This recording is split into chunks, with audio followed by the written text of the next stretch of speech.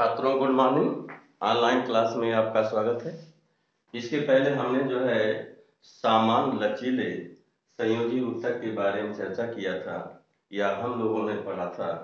अब हम चल रहे हैं जो है सघन जो है तंतुमय संयोजी उत्तक के बारे में चर्चा करने। डेंस फाइब्रस कनेक्टिव टिश्यू के बारे में। किसके बारे में हम चल रहे पढ़ने? सघन तंतुमय संयोजी उत्तक के बारे में। ध्यान दीजिएगा, इन ऊतकों में जो है सघन तंतुमय संयोजी ऊतकों में मुख्य रूप से जो कोशिकाएं होती हैं फाइब्रोसाइट्स होती हैं, और ये कोशिकाएं इतनी अधिक मात्रा में तंतुओं का निर्माण करती हैं कि पूरा ऊतक जो होता है तंतुमय हो जाता है। और इसमें जो है जेली सदृश जो आधार पदार्थ होता है या अंतराकोशिकीय पदार्थ होता है या मैट्रिक्स जो होता है वो बहुत कम मात्रा में होता है। तंतुओं की सघनता के कारण जो है इन ऊतकों में जो है खिंचाव सहने की अधिक क्षमता होती है, और इन्हें जो है सघन तंतुमय संयोजी ऊतकों को दो श्रेणियों में विभक्त किया गया है। कितने? दो श्रेणियों में। प्रथम जो है को कहते हैं श्वेत तंतुमय संयोजी ऊतक white fibrous connective tissue, and second को कहते हैं पीले इलास्टिक संयोजी ऊतक येलो इलास्टिक कनेक्टिव टिश्यू। फिर से आइए हम समझ चलते हैं। ध्यान दीजिएगा, हमने बताया कि सघन तंतुमय संयोजी ऊतकों में जो मुख्य कोशिकाएं होती हैं फाइब्रोसाइट्स होती हैं, और ये कोशिकाएं जो होती हैं हम पहले ही बता चुके हैं फाइब्रोसाइट्स तंतु के निर्माण में भाग लेती हैं। तो ये कोशिकाएं इन ऊतकों में जो है इतने अधिक मात्रा में तंतु का निर्माण करती हैं जिसके कारण पूरा ऊतक ही जो होता है तंतुमय हो जाता है। और इसमें जो है इन ऊतकों में आधार पदार्थ या अंतराकोशिकीय पदार्थ जो जेली के समान होता है उसकी मात्रा बहुत कम होता है, और तंतुओं की सघनता के कारण इन ऊतकों में जो होता है खिंचाव सहने की अधिक जो होती क्षमता होती है। साथ ही इन ऊतकों को दो श्रेणियों में विभक्त किया गया है, जिसमें फर्स्ट को कहते हैं फर्स्ट इज नोन एज श्वेत तंतुमय संयोजी ऊतक white fibrous connective tissue, and second is known as पीले इलास्टिक संयोजी ऊतक येलो इलास्टिक कनेक्टिव टिश्यू। अब हम चलते हैं श्वेत तंतुमय संयोजी ऊतक के बारे में चर्चा करने, व्हाइट फाइब्रस कनेक्टिव टिश्यू के बारे में चर्चा करने। इसके बारे में श्वेत तंतुमय संयोजी ऊतक के बारे में चर्चा करने या चल रहे इसके बारे में पढ़ने। ध्यान दीजिएगा, जो है श्वेत तंतुमय संयोजी जो ऊतक जो होते हैं ये अपेक्षाकृत मोटे कोलेजन तंतुओं के बने होते हैं, और इनमें इलास्टिन तंतु की मात्रा बहुत कम होती है।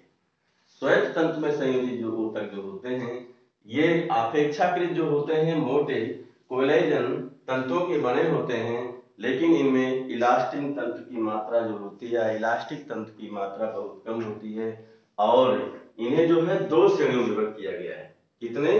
दो श्रेणियों में, जिसमें फर्स्ट को कहते हैं अनियमित सघन संयोजी ऊतक irregular dense connective tissue, and second को कहते हैं नियमित सघन संयोजी ऊतक रेगुलर डेंस कनेक्टिव टिश्यू।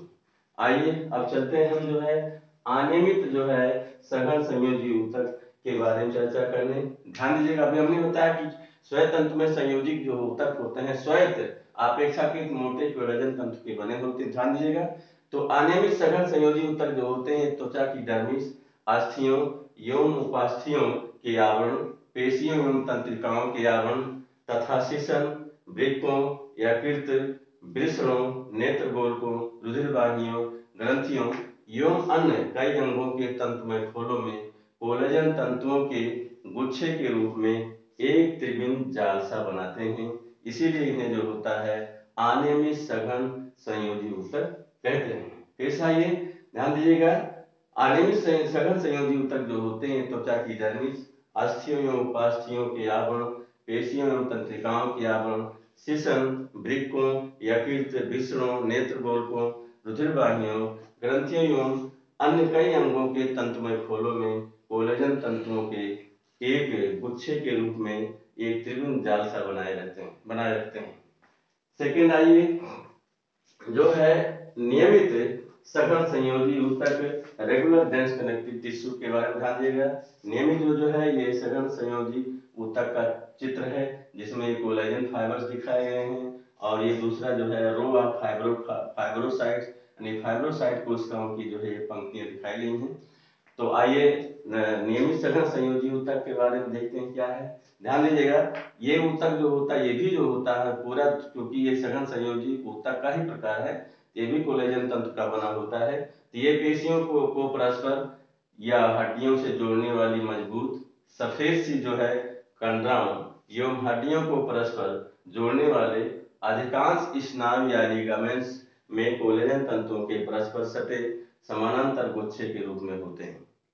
ये जो है नियमित सघन संयोजी ऊतक जो होते हैं, ये पेशियों को परस्पर या हड्डियों से जोड़ने वाली मजबूत सफेद सी कंडराओं एवं हड्डियों को परस्पर जोड़ने वाले अधिकांश स्नायु या लिगामेंट में कोलेजन तंतुओं को के परस्पर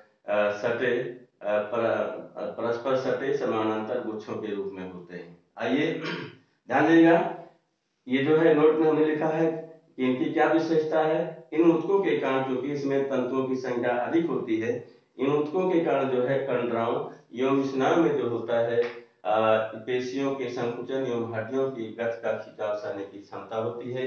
कभी कभी आप देखते हैं इन तंतुओं में जब जो होता है अधिक खिंचाव आ जाता है, हमारे हाथ पैर में जो होता है स्प्रेन मोच आ जाता है, मैंने जो है वो एक सीमा से अधिक खिंचाव हो जाता है, जिसे हम मोच या स्प्रेन कहते हैं। और दर्द के साथ जो उसमें दर्द होता है और दर्द को झेलना पड़ता है। सेकंड आइए हम चलते हैं पीले इलास्टिक संयोजी ऊतक, एलो इलास्टिक कनेक्टिव टिश्यू, इसके बारे में चर्चा करेंगे। पीले इलास्टिक संयोजी ऊतक, एलो इलास्टिक कनेक्टिव टिश्यू। ध्यान दीजिएगा, इन ऊतकों में जो है कोलेजन तंतु बहुत कम मात्रा में होते हैं, लेकिन इलास्टिन तंतु जो होते हैं अधिक मात्रा में होते हैं। ये इलास्टिन तंतुओं के पास पास सटे समानांतर गुच्छों के रूप में होते हैं, इसलिए ये ऊतक पीले एवं बहुत लचीले होते हैं। इसका सबसे अच्छा उदाहरण जो है हम देखते हैं कि जो पशु चरते हैं उनके गर्दन में चरने वाले पशुओं के गर्दन में जो होता जो स्नायु होते हैं, साथ ही कशेरुकों को जोड़ने वाले स्नायु तथा अंगुलियों, हमारे अंगुलियों के पोरों के हड्डियों को जोड़ने वाले स्नायु में वाक रज्जुओं, श्वास नाल एवं रुधिर वाहिनियों की दीवार, पीलिया के खोल एवं फेफड़ों में जो होते हैं ऊतक पाए जाते हैं। फिर से आइए देखते हैं, ध्यान दीजिएगा, इन ऊतकों में कोलेजन तंतु की मात्रा बहुत कम होती है, लेकिन इलास्टिन तंतुओं की मात्रा अधिक होती है, इसलिए ये ऊतक जो होते हैं इलास्टिन तंतुओं के पास पास सटे समानांतर गुच्छों के रूप में होते हैं, इसीलिए ये पीले ये एवं बहुत लचीले होते हैं। उदाहरण में जो है घास चरने वाले पशुओं के गर्दन में स्थित स्नायु, कशेरुकों को परस्पर जोड़ने वाले स्नायु तथा अंगुलियों के पोरों के हड्डियों को जोड़ने वाले स्नायु, वाक रज्जुओं, श्वास नाल एवं रुधिर वाहिनियों की दीवार, प्लीहा के खोल एवं फेफड़ों में जो है ये ऊतक जो होते पाए जाते हैं।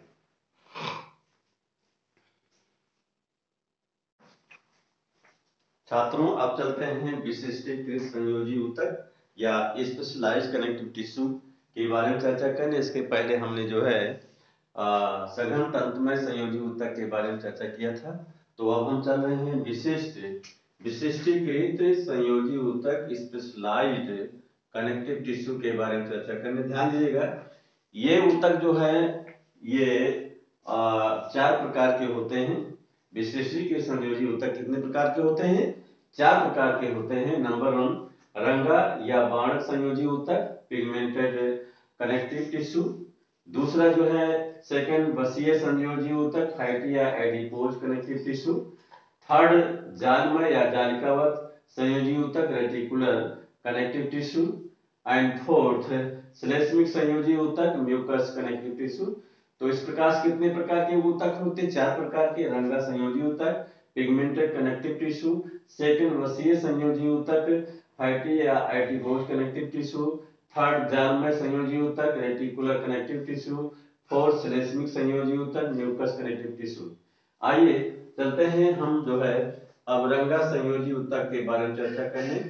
किसके बारे में? रंगा संयोजी ऊतक के बारे में चर्चा करने। फैटी जो है क्या लिखा हमने, देखिए यहाँ पर थोड़ा मिस्टेक हो गया है, यहाँ पर जो है पिगमेंटेड कनेक्टिव टिश्यू लिखना चाहिए था, तो यहाँ पर लिख दिया गया हमने जो है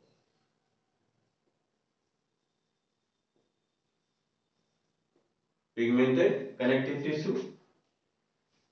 तो हम चलते हैं अब जो है रंगा संयोजित पिगमेंटेड कनेक्टिव टिश्यू। देखिए यहाँ से हमने एक फिगर बनाया है, ये जो है रंगा संयोजी ऊतक का चित्र है। तो ध्यान दीजिएगा, ये ऊतक जो है आंखों के रक्तपटल एवं उपतारा के संयोजी ऊतक में बड़ी बड़ी एवं शाखान्वित रंगा कोशिकाएं होती हैं।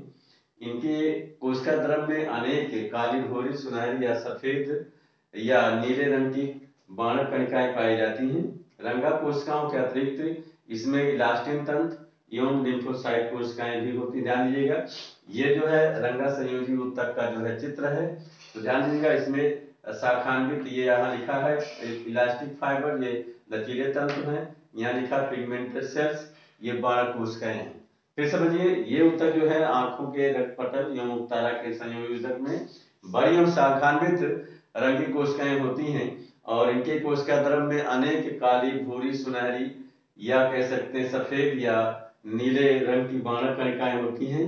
रंगा कोशिकाओं के अतिरिक्त इनमें इलास्टिन तंत्र देखिए बना है, इलास्टिक तंत्र एवं लिम्फोसाइट कोशिकाएं यहाँ पर ये कोशिकाएं जो भी होती पाई जाती हैं। नोट्स में हमने यहाँ नोट्स लिखा है यहाँ की, तो हमारी त्वचा की एपिडर्मिस एवं डर्मिस में भी कुछ रंगा कोशिकाएं होती हैं जिन्हें मेलानोसाइट कहते हैं। जो आप देख रहे हैं कलर, ये मेलानोसाइट्स के कारण होता है। तो हमारी त्वचा की एपिडर्मिस और डर्मिस में कुछ रंगा कोशिकाएं होती हैं जिन्हें मेलानोसाइट्स कहते हैं।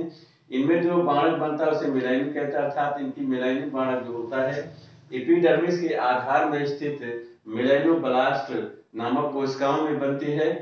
बाद में मेलानोसाइट कोशिकाएं जो होती हैं रंगा कणिकाओं को भक्षण क्रिया के द्वारा फाइगोसाइटोसिस के द्वारा ग्रहण करती हैं।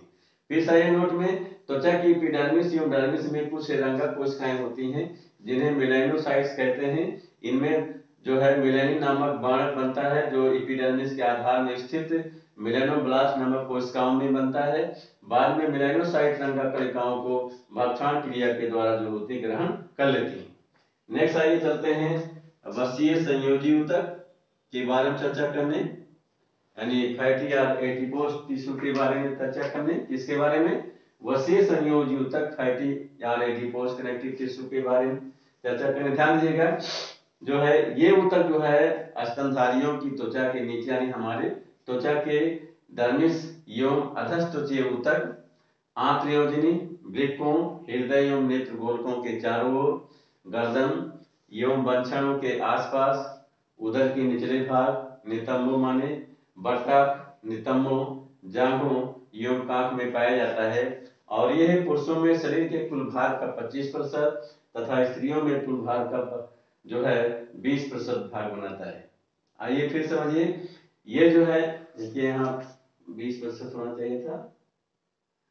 तो ध्यान दीजिएगा, ये ऊतक जो होता है ये ऊतक जो होते हैं स्तनधारियों की त्वचा के डर्मिस एवं अधस्त्वचीय ऊतक, आंत्रयोजनी, वृक्कों, इस हृदय एवं नेत्र गोलकों के चारों ओर, गर्दन एवं वंक्षणों के आसपास, जो है उदर के निचले भाग, नितंबों, जांघों एवं कांखों में पाया जाता है। और ये पुरुष में शरीर के कुल भाग का 25% तथा स्त्री के कुल भाग का 20% जो है भाग बनाता है। आइए इसके संरचना के बारे में चर्चा करते हैं। अभी हमने लोकेशन के बारे में जाना था, अब चलिए ध्यान दीजिएगा, इस ऊतक में जो है बड़ी बड़ी जो है गोल या अंडाकार वसा कोशिकाएं होती हैं। ये वसा कोशिकाएं हैं। इस ऊतक में बड़ी बड़ी गोल या अंडाकार वसा कोशिकाएं जो होती हैं मैट्रिक्स में या कोशिका द्रव में निलंबित होती हैं, पाई जाती हैं। प्रारंभ में ध्यान दीजिए, प्रारंभ में प्रत्येक वसा कोशिका जो होती है ये फाइब्रोसाइट कोशिकाओं जैसी होती है। इसमें पहले जो है इसमें पहले वसा की छोटी छोटी बूंदें बनती हैं। ये देखिए, ध्यान दीजिए, बूंदें बूंदें बनती हैं। इसमें जो है फिर समझिए, इसमें बड़ी बड़ी गोल या अंडाकार वसा कोशिकाएं होती हैं। इसमें मैट्रिक्स में जो निलंबित या पड़ी रहती हैं। प्रारंभ में प्रत्येक वसा कोशिकाएं जो होती हैं या प्रत्येक वसा कोशिका फाइब्रोसाइट जैसी होती हैं। इसमें सबसे पहले वसा की छोटी छोटी बूंदें बनती हैं और जो आपस में मिलकर के एक बड़ी वसा गोलिका फैट ग्लोब्यूल्स बना लेती हैं। और वसा गोलिका के कारण जो है इनमें जो है वसा कोशिकाओं में कोशिका द्रव परिधीय भाग में एक पतले स्तर के रूप में होता है। साथ ही वसा कोशिकाओं के निकट महीन रुधिर वाहिनियों एवं मांस कोशिकाओं का जमाव रहता है। प्रत्येक वसा कोशिका जालिकावत तंतुओं से घिरी होती है। इसमें कोलेजन और इलास्टिन तंतु बहुत कम मात्रा में होते हैं। ध्यान दीजिएगा, ये देखिए, ये प्रत्येक वसा कोशिका ये गोल या अंडाकार आकार में होती है, और जो मैट्रिक्स में जो होती पड़ी रहती है प्रारंभ में, ये वसा कोशिकाएं जो होती फाइब्रोसाइट जैसी होती हैं। पहले इसमें छोटी छोटी वसा की बूंदें बनती हैं, और फिर ये वसा की बूंदें जो होती है, ये यहाँ देखिएगा, ये मिलकर के जो है एक बड़ी वसा गोलिका फैट ग्लोब्यूल बना देती हैं। क्या बना देती हैं? वसा गोलिका। वसा गोलिका के कारण इन कोशिकाओं में कोशिका द्रव्य परिध की ओर एक पतले स्तर के रूप में होता है। साथ ही जो है इन वसा कोशिकाओं के निकट जो है महीन रुधिर वाहिनियों एवं मांस कोशिकाओं, देखिए यहाँ मांस कोशिका, यहाँ मांस कोशिकाओं का जो होता जमा होता है, और प्रत्येक वसा कोशिका के चारों ओर जो है जालिकावत तंतुओं का जाल होता है, जालिकावत तंतुओं से घिरी होती हैं। इसमें साथ ही इसमें परंतु इसमें कोलेजन एवं इलास्टिन तंतु की मात्रा बहुत कम होती है। आइए चलते हैं वसा ऊतक के कार्य, फंक्शन ऑफ जो है फंक्शन ऑफ फैटी और एडिपोज कनेक्टिव टिश्यू, या कह सकते हैं वसा संयोजी ऊतक के कार्य। ध्यान दीजिएगा, इसके निम्नलिखित कार्य है। नंबर 1, ये हमारे शरीर में खाद्य भंडार के रूप में कार्य करता है। दूसरा, यह आंतरांगों को अत्यधिक दबाव, खिंचाव एवं धक्कों से बचाता है। थर्ड, ये हमारे शरीर में ताप रोधक स्तर के रूप में कार्य करता है। और फोर्थ जो है, ये शरीर को एक निश्चित आकृति या आकार प्रदान करता है। फिर समझिए वसा ऊतक के कार्य, यह जो है खाद्य भंडार के रूप में कार्य करता है। दूसरा, यह आंतरांगों को अत्यधिक दबाव, खिंचाव एवं धक्कों से बचाता है। तीसरा, यह ताप रोधक स्तर के रूप में कार्य करता है। फोर्थ, यह शरीर को एक निश्चित आकृति प्रदान करता है। अब आइए तीसरा हम चलते हैं जालमर या जालिकावत संयोजी ऊतक, रेटिकुलर कनेक्टिव टिश्यू के बारे में चर्चा करेंगे। पहले चलते हैं इसकी लोकेशन, स्थिति के बारे में जानते हैं। ध्यान दीजिएगा, यह जो है ये ऊतक जो होता है लसिका ग्रंथियों, अस्थि मज्जा, प्लीहा, टॉन्सिल एवं थाइमस ग्रंथि इत्यादि में जो होता पाया जाता है। फिर समझिए, यह है लसिका ग्रंथियों, अस्थि मज्जा, प्लीहा, टॉन्सिल एवं थाइमस ग्रंथि इत्यादि में पाया जाता है। दूसरे, इसकी संरचना के बारे में बात करते हैं। ध्यान दीजिएगा, इसमें इसके मैट्रिक्स में शाखान्वित तंतुओं का जाल फैला होता है, और इन तंतुओं के जाल के बीच बीच में बड़ी बड़ी अनियमित आकार की शाखान्वित रेटिकुलर इंडोथीलियल कोशिकाएं, ये आप देखिए, ये रेटिकुलर इंडोथीलियल कोशिकाएं हैं। तो इन तंतुओं के जाल के बीच बीच में बड़ी अनियमित आकार की शाखान्वित रेटिकुलो इंडोथीलियल कोशिकाएं होती हैं, और इनकी शाखाएं स्वयं एक जाल जो होती बना लेती हैं। ये कोशिकाएं स्वतंत्र मैक्रोफेज, लिम्फोसाइट या फैट कोशिकाओं या रुधिराणु में जो होती रूपांतरित हो जाती है आवश्यकता अनुसार, तथा ये इनमें जीवाणुओं के भक्षण की जो होती क्षमता होती है। फिर समझिए, ध्यान दीजिएगा, जालमय या जालिकावत संयोजी ऊतक संरचना में आइए, इसके मैट्रिक्स में शाखान्वित तंतु, ये जो आप तंतु देख रहे हैं ये शाखान्वित तंतु है। शाखान्वित तंतुओं का जाल फैला होता है, और इन तंतुओं के बीच बीच में जो है रेटिकुलो इंडोथीलियल कोशिकाएं जो होती हैं, शाखान्वित कोशिकाएं जो होती पाई जाती हैं, और इनकी शाखाएं जो होती कोशिकाओं की स्वयं एक जाल बना लेती हैं, और ये कोशिकाएं स्वतंत्र मैक्रोफेज, लिम्फोसाइट, वसा कोशिकाएं यानी फैट सेल्स, रुधिर कणिकाओं, रुधिराणु में जो है रूपांतरित हो सकती हैं, तथा इनमें जीवाणुओं के भक्षण की जो होती क्षमता होती है। नेक्स्ट आइए चलते हैं श्लेष्मिक संयोजी ऊतक या म्यूकस कनेक्टिव टिश्यू के बारे में चर्चा करने। इसके बारे में श्लेष्मिक संयोजी ऊतक या म्यूकस कनेक्टिव टिश्यू के बारे में चर्चा करने। ध्यान दीजिएगा, यह ऊतक जो होता है स्तनधारियों की नाभिनाल, यानी जो नाभिनाल होता है हमारी स्तनधारियों की नाभिनाल एवं मुर्गों के केस में जो है म्यूकोपॉलीसैकेराइड का बना एक चिपचिपा जेली सदृश संयोजी ऊतक होता है। इसे वार्टन्स की जेली भी कहा जाता है, वार्टन्स जेली कहते हैं। इसमें कुछ कोलेजन तंतु एवं तारे जैसी आकृति की कोशिकाएं होती हैं। फिर चाहिए श्लेष्मिक संयोजी ऊतक म्यूकस कनेक्टिव टिश्यू, ये जो है स्तनधारी के नाभिनाल एवं मुर्गों की केस में म्यूकोपॉलीसैकेराइड का बना एक चिपचिपा जेली सदृश संयोजी ऊतक होता है। इसे वार्टन्स की जेली भी कहा जाता है, तथा इसमें कुछ कोलेजन तंतु एवं तारे जैसी आकृति की जो होती कोशिकाएं होती हैं। तो छात्रों, हम ऑनलाइन क्लास यहाँ पर समाप्त करते हैं। इसके आगे कल चर्चा करेंगे।